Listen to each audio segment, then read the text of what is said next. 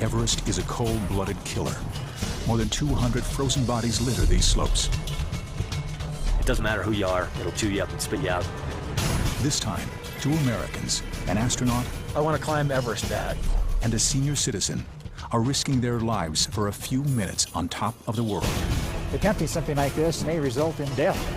It's the ultimate mountaineering prize, if they can survive the most grueling 5 days of their lives. you got to be strong. You got to really want it. Either you got it or you don't.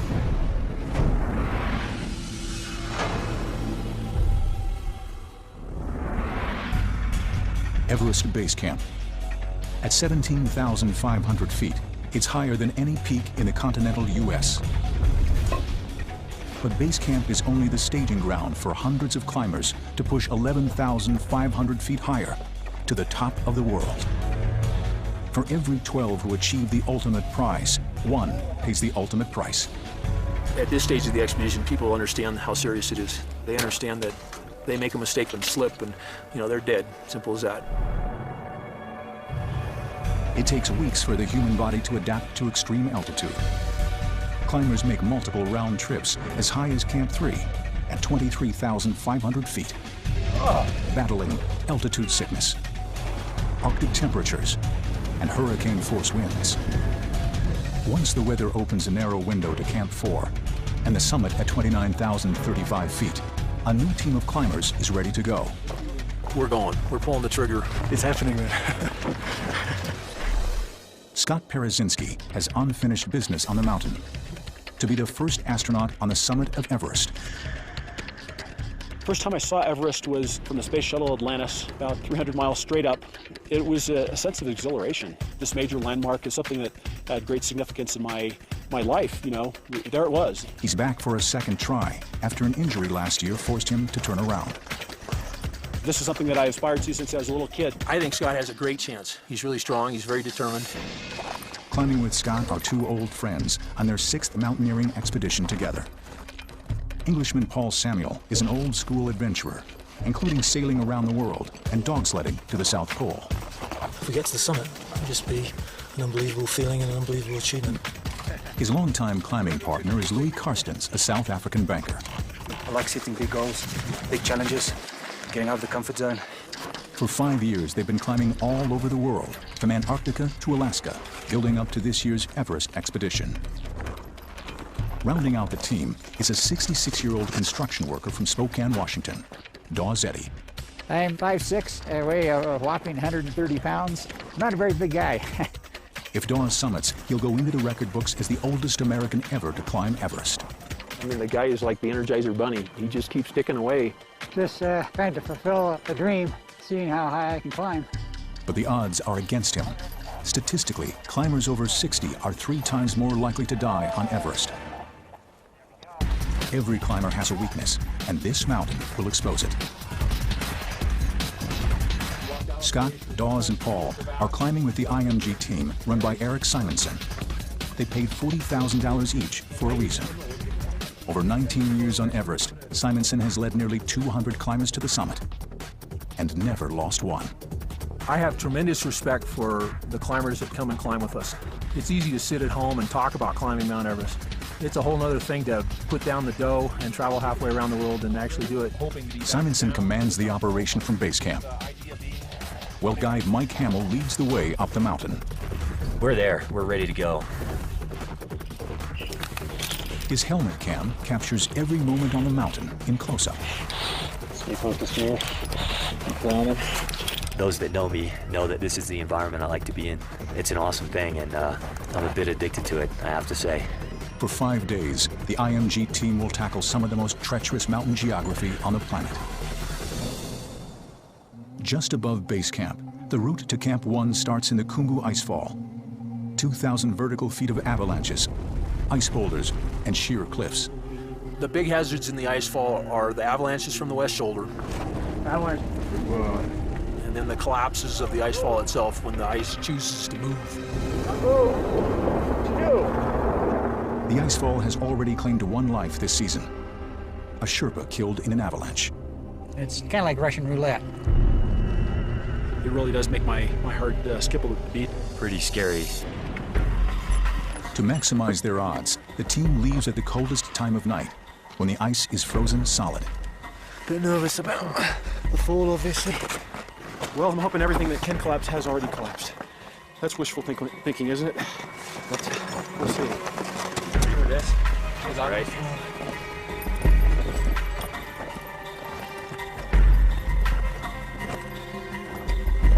On your base. Scott and Denuro, first ladder. Over. Copy that, Scott. At dawn, the IMG team is halfway through the icefall. As the sun rises, the heat begins to weaken the massive towers of ice all around them. Just gotta work through it as quickly as we can. Back at base camp, Eric Simonson can only watch and wait. The single most important thing you can do to minimize your risk in the icefall is move fast through there. This is spooky in here, Ed. Although he failed the summit last year, Scott is no stranger to high altitude. 3, 2, 1, and liftoff of Discovery. A veteran of 5 space shuttle missions, Scott is an accomplished spacewalker. It might work. Yeah, we like what you're doing. That's how you do it. He's also a scientist, medical doctor, and now mountaineer. This patch actually means a lot to me. This is an American flag that was on the spacesuit that I wore to repair a solar array on my last mission. Scott's only failure in life was last year on Everest. He injured his back and had to turn around at Camp 4, just a day's climb from the summit. Pretty excruciating low back pain.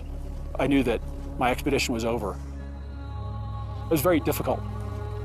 Because, the summit, it's right there.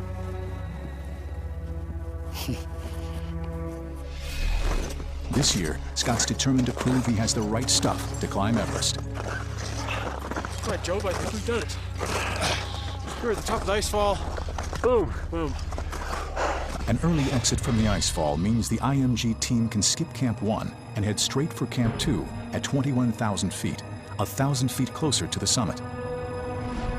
Denuro, where are we going on the 20th?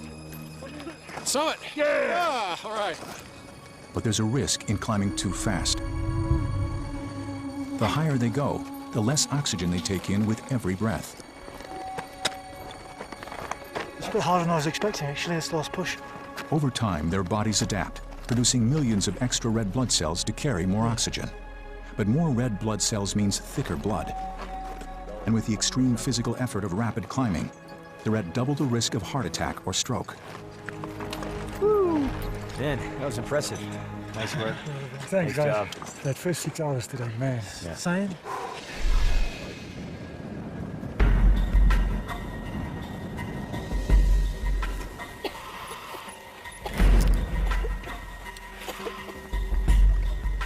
Another pre-dawn start for the punishing ascent to Camp 3 at 23,500 feet. Today's a very big, hard day. It's a real challenge. Do your best and see how far we make. Good to go. All right.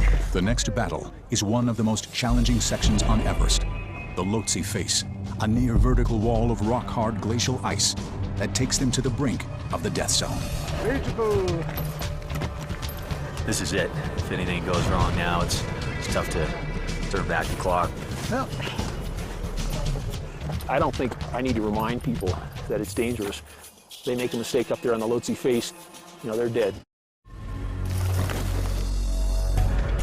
Day 2, the team tackles the Lhotse Face, climbing virtually straight up a wall of glacial ice. Astronaut Scott Parazynski and 66-year-old Dawes Eddy take the lead. Guide Mike Hamill hangs back with the slower climbers, Louis Karstens and Paul Samuel. How you doing, Paul? Every step demands total concentration. You take a fall on the Lhotse Face, you're not going to stop. You're going to go to the bottom. And it's happened plenty of times. People get sloppy, they slip and they fall, and they just don't stop. And that's it. 50-mile-an-hour gusts drop the wind chill to minus 40 degrees Fahrenheit. Enough to keep your hands warm. This wind today.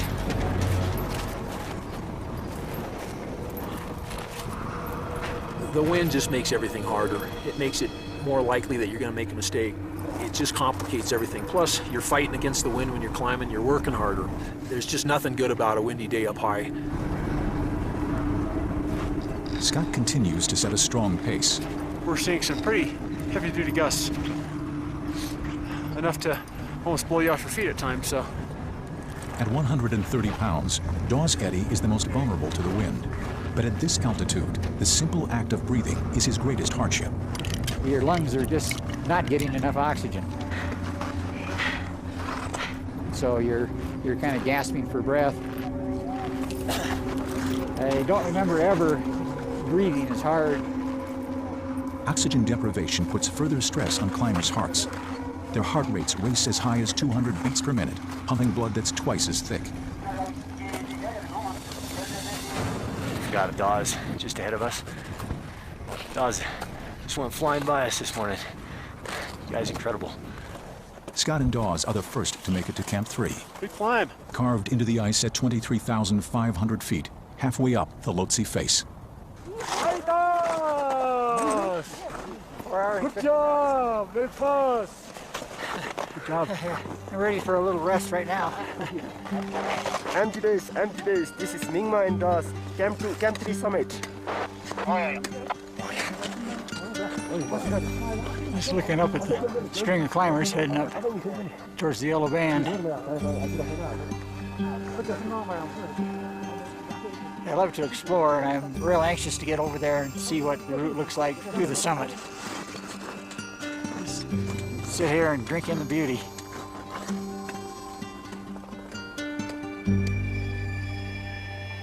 Still below Camp 3, English businessman and explorer Paul Samuel is falling behind the rest of the team. Paul is not his usual self today. Yeah, my chest is hurting. Yeah, a lot of tough, tight chest with when I'm breathing, Mike. Yeah. I don't know what the hell it is. Makes me a little nervous. Tightness in the chest is never a good thing. But Well, you're not the only one that's nervous, Mike. yeah. As a medical doctor, Scott Parazynski doubles as the team medic. My chest is tight and that's bloody worrying. Sharp or dull pain? What do you describe? Dull, okay. But it's really restricting my breathing. So what's that leading us towards? Well, it's concerning for a cardiac source, but we can't rule out other things. That's the most serious thing that could be, and we need to treat it. With his heart pumping thickened blood, it could be a heart attack. Or pulmonary edema, a high-altitude killer when fluid fills the lungs.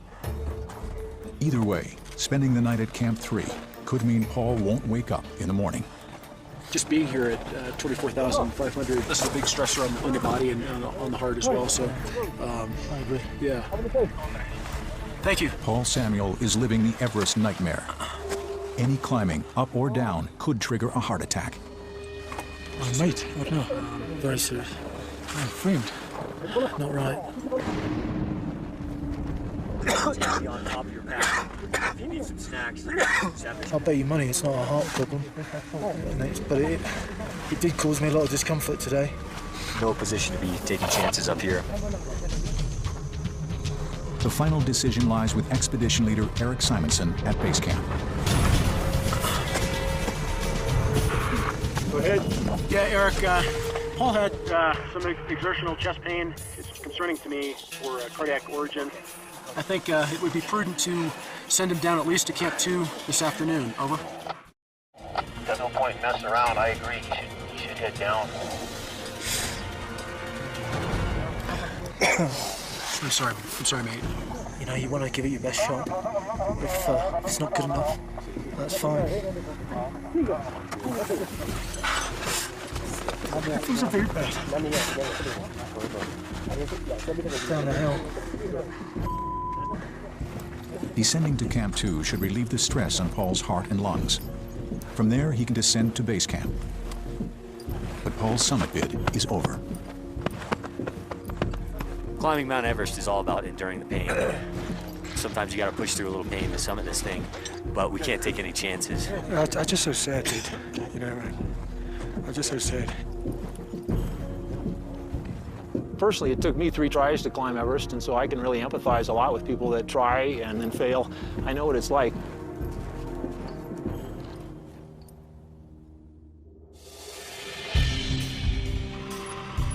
"5 a.m., day 3.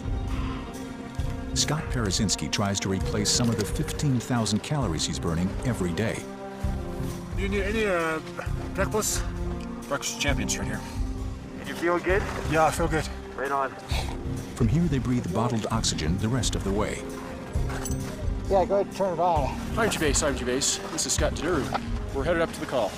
From Camp 3, they climb to the South Col and Camp 4, their last stop for a few hours rest before leaving for the summit. The supplemental oxygen helps prevent altitude sickness and boosts stamina for the toughest part of the climb to Camp 4.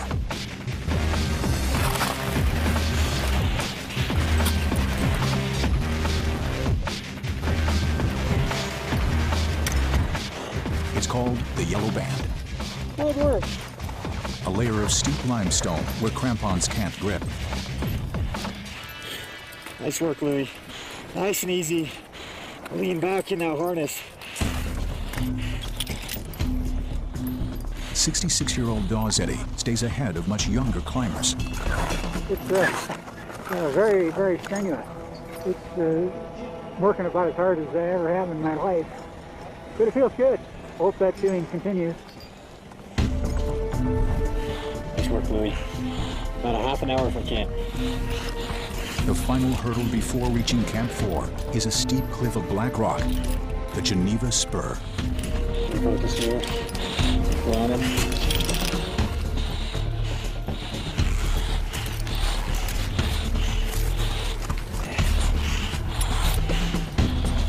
Nice work, Louis. Nice job. Scott Parazynski and Dawes Eddy are the first of the team into Camp 4. Hey, Keith. So we've made it to Camp 4, higher than I've ever been before. So it's just about like I envisioned it. It looks like it's going to be a challenge. Louis Karstens arrives 90 minutes later. At 26,000 feet, Camp 4 is the threshold of the death zone.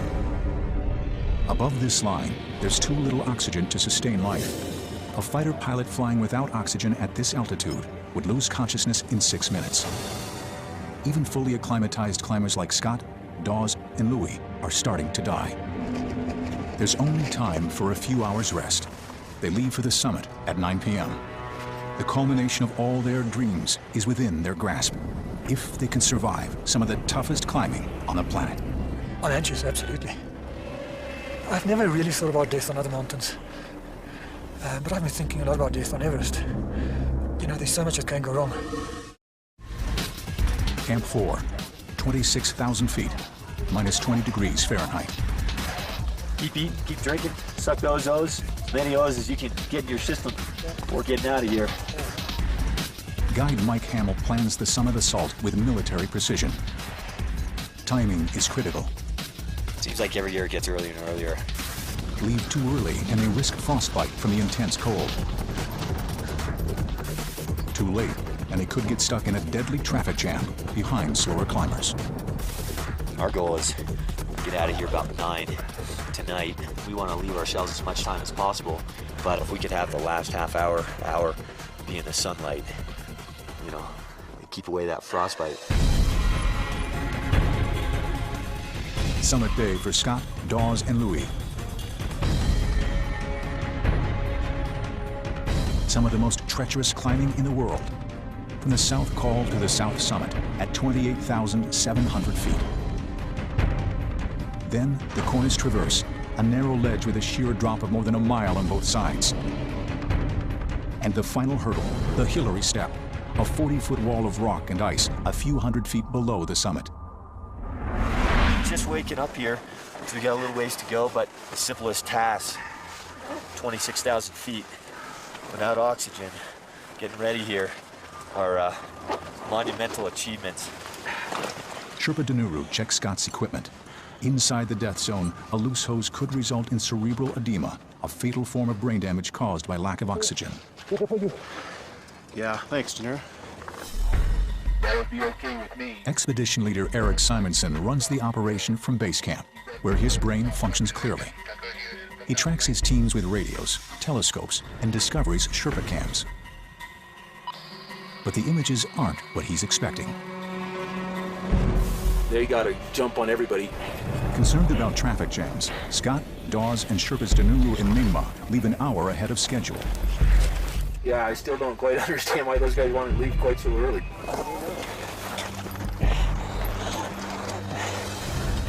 Back at Camp 4, Louis and Mike are the last of the team to launch their summit push. Louis is fighting a stomach virus, but oxygen deprivation makes his immune system powerless. He's dehydrated and exhausted, but not giving up. Hey, Louis, you're breathing hard now, so start nice and slow. Gotta relax into the breathing, okay? I'll be right behind you. Get this done, all right?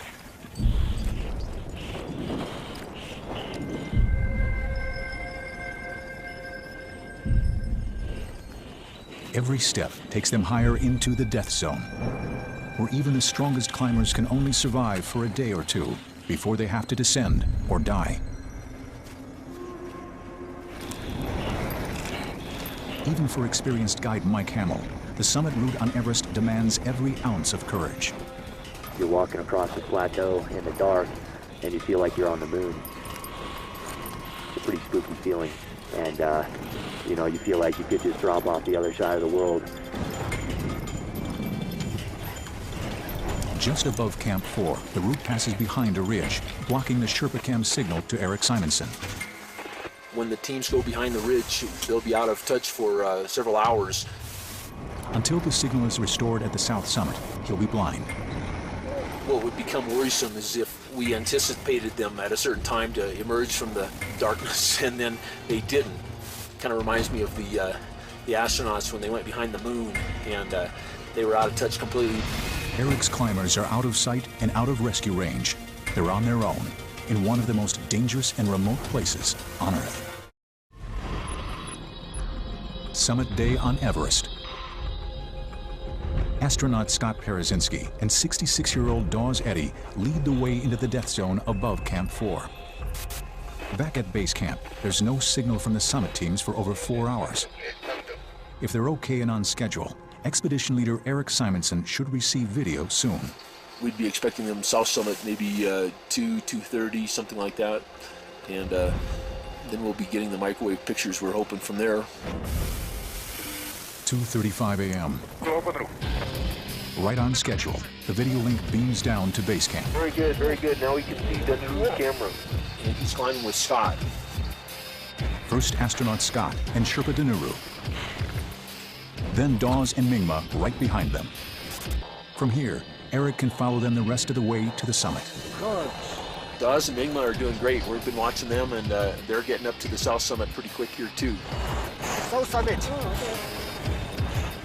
You okay? Yeah. You okay? Good. The team steps onto one of the most dangerous sections of the summit route. They're on the traverse between the south summit and the Hillary Step right now.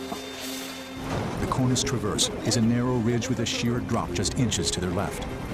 It's actually good that it's dark. They can't see that it's 8,000 feet down.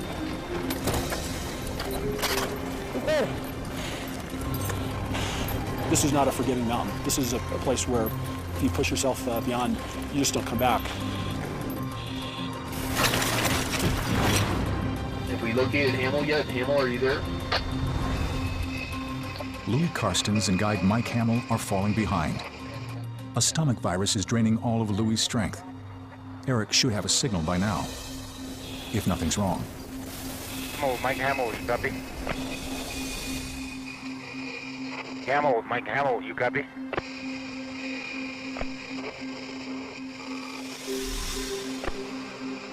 Hamill, Mike Hamill, you copy?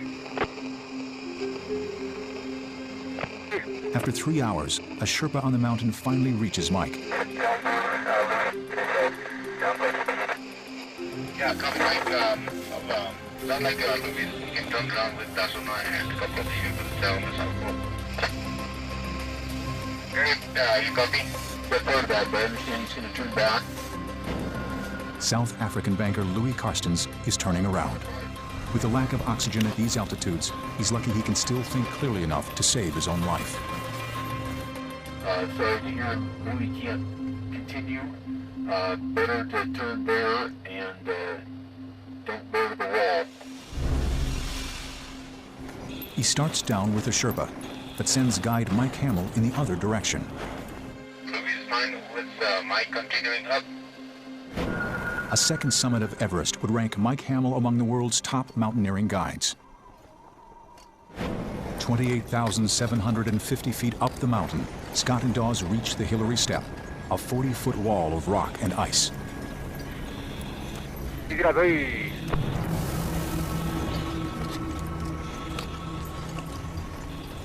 You're looking down 8,000 feet and you just need to focus. The secret is, don't look past your feet.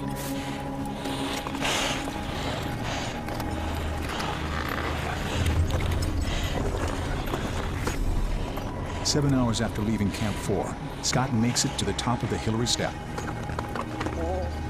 Now, it's just a few hundred feet to the summit.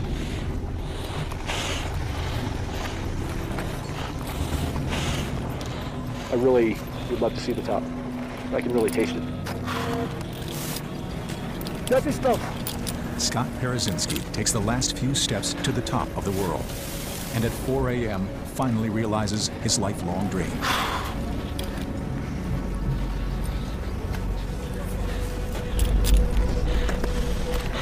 Congratulations! There you go.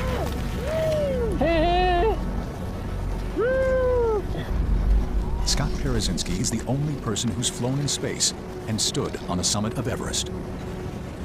Scott, summit 4 o'clock. Scott, do you copy? We're looking at you. Scott, can you have the Nuru look right at you? All right. Hey, congratulations. How you feel? All right, good job. Oh, the happiest days of my life. This is the world, baby. That was a lot harder than I ever thought. 2 years in the making. Actually, 47 years in the dreaming. Man, it's just so powerful. His timing is perfect, staying ahead of other teams all night and arriving at the summit just before dawn. Oh, isn't that pretty? I think it's just starting to dawn in the east. We can just barely see the horizon out there. 5 minutes later, 66-year-old Dawes Eddy realizes a 20-year dream and captures his own place in the record books, the oldest American to summit Everest. Dawes, summit 405. Just barely sort of get laid out, and it's cold and windy. It's just an amazing place, and I feel extremely fortunate to be able to experience it. It's a feeling of euphoria and satisfaction mixed with total exhaustion. It took them years to get here, but they can only stay a few minutes. They're risking hypothermia and frostbite, and the hardest part of the climb lies ahead. The summit is only halfway, and it's not over yet. Still a long ways to go today. The death zone is starting to take its toll. Battling exhaustion and delirium, Everest climbers are 4 times more likely to die on the way down.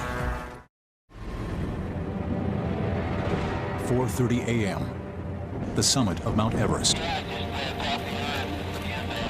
Astronaut Scott Parazynski and 66-year-old Dawes Eddy are standing on top of the world.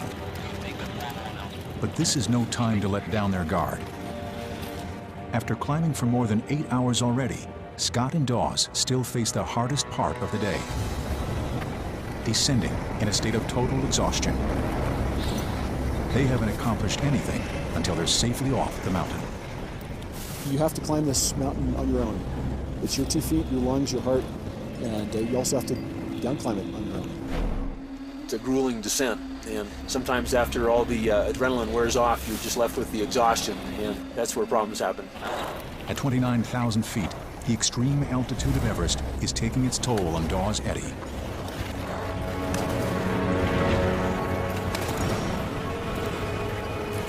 This is not good.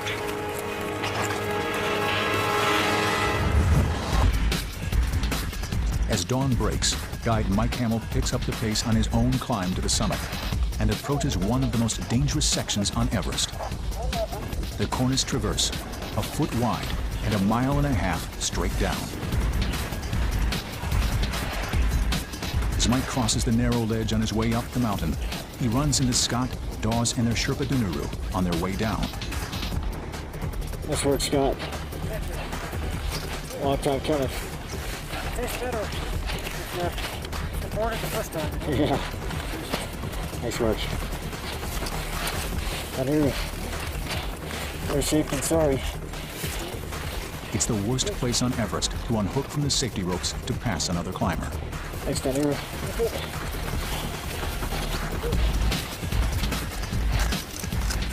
Nice work, Evie. Congrats. Great job. There you go, Dawes. Over there. Nice work.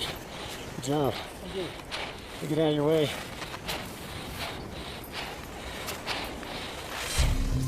Scott and Dawes pay attention to every step. The descent demands total concentration. Coming back down, you realize how difficult that terrain is. One slip here could turn triumph into disaster.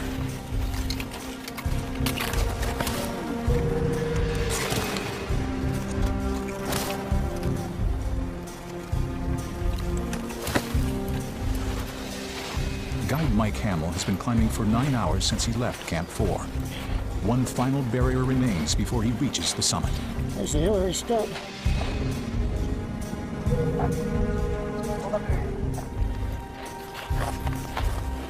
It's the most exposure I've ever had on a climb. About 8,000 feet of nothing but air. It's pretty amazing.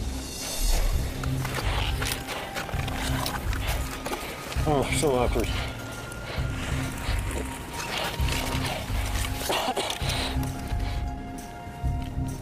At the top of the Hillary Step, the ultimate mountaineering prize is less than 300 feet above. Oh, I feel good to the summit. You're just watching the clock and watching your oxygen drain away, just hoping that you make it to the top and back down before anything happens.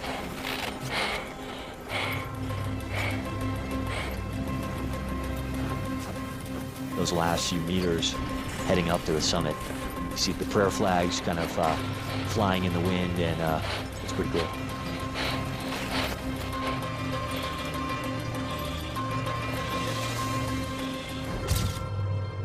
Top of the world, yeah. For the second time in his life, Mike Hamill stands on the summit of Mount Everest. 8,000 feet below, Louis Carstens begins to recover in the denser air at Camp 2. Get the backpack on. I just bombed up. Just like knocked down my legs whatsoever. It's hard when you set yourself a big goal like Everest, you don't make it. So, we'd like to stand on top of the mountain. As Mike Hamill begins his descent, Scott and Dawes end an epic summit day at Camp 2, 20 hours after leaving Camp 4. Woo! Yeah, that's how you do it. That's how you climb Mount Everest. The hardest thing I've ever done in my life. There are 2 new entries in the record books. The first astronaut and the oldest American to summit Everest. Both climbers pay their respects to the real heroes of every Everest expedition, the Sherpas. Boom! This guy is the toughest man in the universe right here. This is the man. He is the man. You know, I'm just so happy that came back and finished the job after last season. That big disappointment. And I'm going home. To have everything come together and be able to do it really, means a lot to me. 4 hours later, Mike Hamill ends the longest, toughest day of his life. Thanks, you guys. Summiting Everest is a rite of passage into an elite fraternity. That rare group of adventurers who challenge the mother of all mountains and win. it's a hell of a thing to hike down the valley, having summited, and you're just on top of the world. It's a pretty cool feeling.